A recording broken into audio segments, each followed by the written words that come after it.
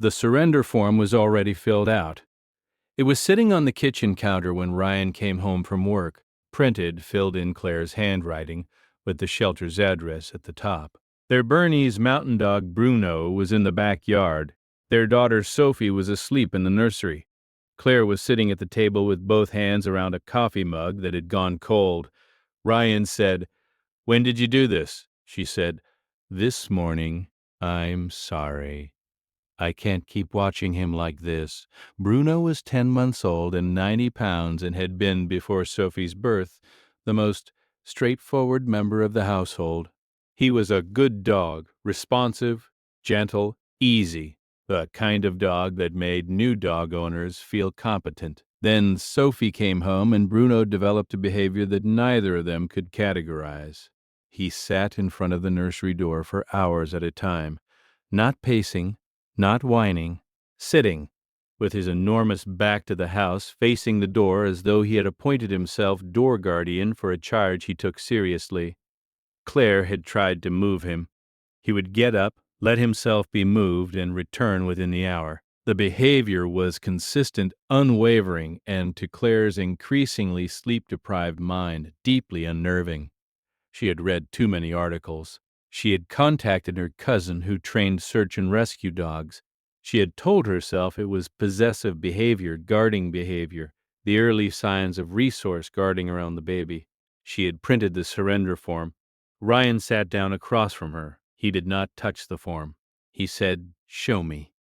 She pulled up the camera footage on her laptop. They watched Bruno sitting outside Sophie's door at 4 a.m. They watched Bruno sit at noon. They watched Bruno sit through dinner.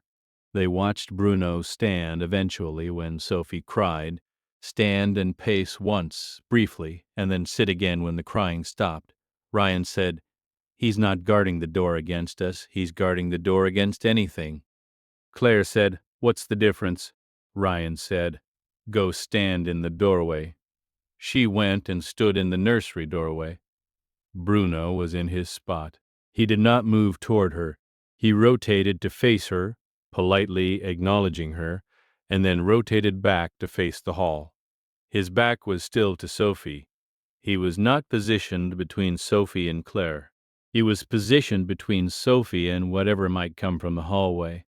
Claire stood there for a long time, then she came back to the kitchen and tore the surrender form in half. Ryan made her a fresh coffee. Bruno sat outside the nursery until Sophie was 3 months old. Then he gradually shifted his post to just inside the door, still facing outward, still attentive, but with a new operational confidence that seemed to come from having established that the door was safe. He was never once aggressive. He was never once threatening.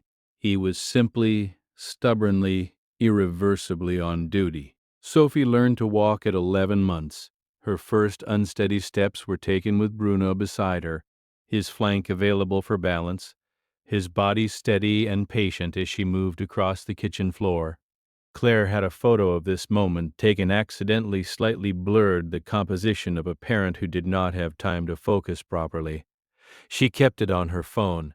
She looked at it sometimes when she needed to remember what paying attention to the right thing actually looked like.